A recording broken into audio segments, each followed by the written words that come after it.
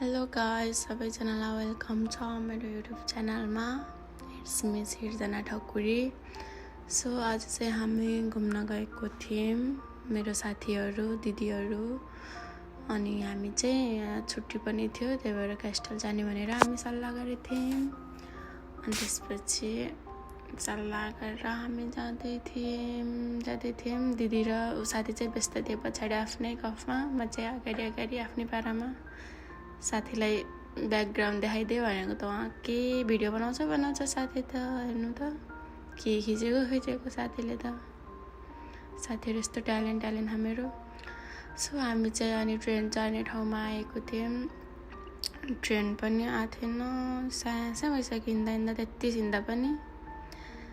त्यसपछि हामी चाहिँ ट्रेन कुद्ने बेला भएको थियो, ट्रेन कुदिरहेको थियो मनक्कली त्यही माथि, जब पनि भिडियो बनाउनु पर्ने। त्यस्तै गरेर हामी भिडियो बनायौँ। मेरो साथी फेरि यति केयरिङ साथी हो कि ट्रेन हिँड्ने ठाउँमा बाटो पनि कपालहरू मिलाइदिँदै बस्छ। म चाहिँ नुहाएर गएको थिएँ, कपाल चिस्सै थियो, त्यही भएर साथीले कपाल मिलाइदिँदै थियो मेरो साथीले। यति केयरिङ साथीहरू छ। दिदी चाहिँ पतार गरिरहेको थियो साइडमा, हेर्नुहोस् यस्ता दिदी साथीहरू। सेम केटा मान्छे जस्तो हो मेरो साथी त न। अहिले याद नि भने यो ब्लग हेऱ्यो भने मलाई गाली गर्छ। ड्रेस अप सबै जे होस् केटीले गर्छ। त्यसपछि चाहिँ म आफ्नै पारामा के बोलिरहेको थिएँ होला। दिदी आफ्नै पारामा हो, साथीले के भन्दैछ, म सिङ्गल छु भन्दैछ है गाइज। हँसाए साथीहरूले, यस्तै गफ गऱ्यौँ एकछिन। अनि हाम्रो ट्रेन पनि आउने बेला भएको थियो, ठक्क ट्रेन पनि आयो। अनि त्यसपछि हामी ट्रेन चढ्न लाग्यौँ। ट्रेनमा चाहिँ यहाँ चाहिँ अमन ओन्ली त्यस्तो हुन्छ कि केटीको छुट्टा हुन्छ। अनि हामी ट्रेन झरेर फेरि अर्को ट्रेन चेन्ज गर्नुपर्ने हुन्थ्यो। अनि हामी चाहिँ झरेर अर्को ट्रेन चेन्ज गर्ने ठाउँमा आइसकेको थियौँ। अनि यहाँ पनि हामी फेरि अर्को ट्रेनलाई पर्खिरहेको थियौँ। अनि मैले चाहिँ उसलाई मेरो बोयफ्रेन्ड भन्दै पुरा जिस्काइरहेको थिएँ कि। अनि उसले भिडियो बनाना भनिरहेको थियो। अनि भिडियो पनि बनायौँ हामीले। अनि त्यसपछि दिदी त आफ्नै पारामा बिजी थियो, के भन्नु र। अनि यस्तै साथीसँग जिस्क्यौँ एकछिन। ट्रेन आएको थिएन हाम्रो, अनि ट्रेन कुदिरह्यौँ एकछिन जति। त्यसपछि यस्तो हावा लागेको थियो हेर्नु चिसोले। अनि ट्रेन पनि आयो। भिडियो बनाइदिए साथीलाई भनेको ट्रेनमा, के बनायो साथीले त ल हेर्नु न। त्यसपछि हामी हाम्रो ठाउँमा आइसकेको थियौँ गाइज। कति राम्रो मान्छेहरू, त्यो दिन एकदमै भिड थियो हेर्नु।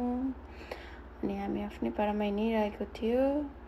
मान्छेहरूको प्याक त्यो दिन साकुरा फुलेर होला, सबै मान्छे भयभरको त्यहीँ थिए जस्तो कि। अनि म चाहिँ आफ्नै पारामा बोलिरहेको थिएँ, के भनिरहेको थिएँ, दुगुर्दैछु। अनि त्यसपछि मान्छेहरू देखेर हामी त साकुरा नि फुलेर कति राम्रो भएको हेर्नु त। यस्तो भिड, कति राम्रो देखियो कि त्यो फुलहरू फुलेर चारैतिर, एकदमै राम्रो लाग्यो। अनि हामी गयौँ फेरि अर्को बाटो आइसकेको थियौँ हामी।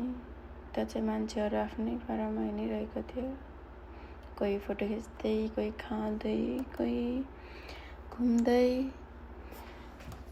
अनि हामी चाहिँ भोक लाग्यो भने पनि केही नखाएर गएको थियौँ। डाइरेक्ट कामबाट ड्युटी सकेर आएर फेरि छिटो जाने, छिटो फर्किने भनेर हिँडेको हामी। अनि भोक लाग्यो भने दिदीले हामीले खानेकुराहरू चाहिँ बाहिरबाट किनेर लगिसकेको थियौँ। अनि हिँड्यौँ बस्ने ठाउँ नै नपाएर, सबै मान्छेले प्याक गरेको बस्ने ठाउँ हेर्नु। अनि त्यसपछि यहाँ यस्तो थियो कि मान्छेहरू बाटोको छेउमा मजाले बसेर आफ्नै पारामा खाइरहेको थियो।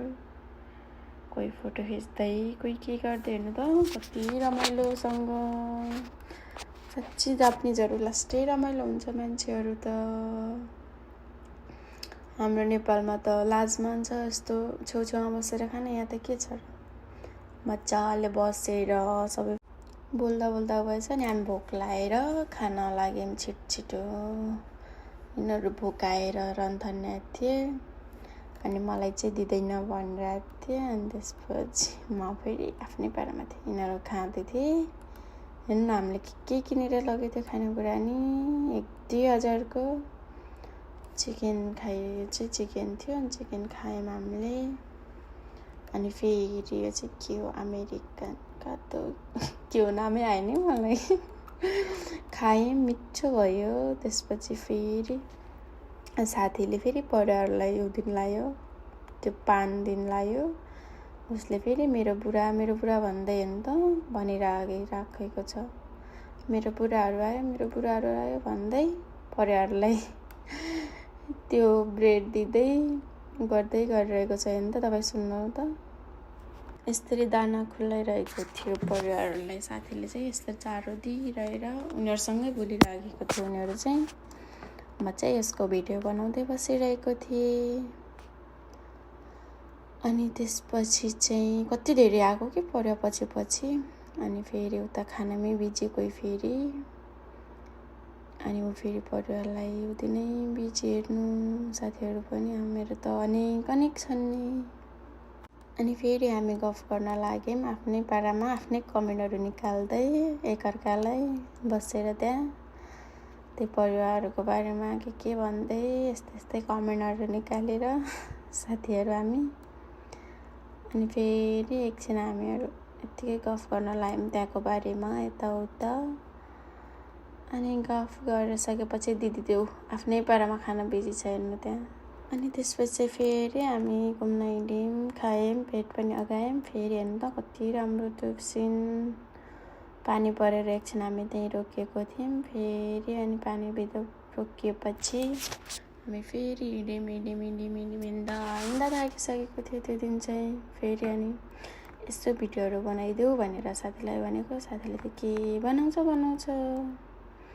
यस्तो बनाइदिन्छ मेरो साथीले हेर्नु। अनि अब साथीले राम्रोसँग नबनाइदिन्छ चित्तै बुझेन मेरो नि। आफ्नै पारामा के एक्टिङ गरेँ मैले पनि। अनि दिदीसँग 1-2टा भिडियोहरू बनायौँ, फोटोहरू खिच्यौँ हामीले। पानी परेर हामी त अनि घर फर्किने भन्यौँ, घुम्नै घुमेनौँ। त्यसपछि 1-2टा फोटोसोटो खिच्यौँ हामीले। साथीहरूको पोजहरू 1-2टा फोटोसोटो यति खिचेर फेरि हामी फर्क्यौँ घरतिर। पानी पनि पर्यो अनि साथी मेरो बेस्ट फ्रेन्ड पनि आउँछु भन्थ्यो। अनि हरायौँ हामी। घर फर्किने कुरा भयो। अनि आफ्नै पारामा फर्क्यौँ हामी घर। अनि त्यसमा मैले भिडियो बनाउनै पाएन। अनि हामी ट्रेन हेर्नु न कति भिड थियो ट्रेनहरूतिर। अनि हामी घर फर्क्यौँ, मैले भिडियो बनाउन पाएन। Thank you so much guys for watching. मन परेमा लाइक सब्सक्राइब गरिदिनु होला सबैजनाले।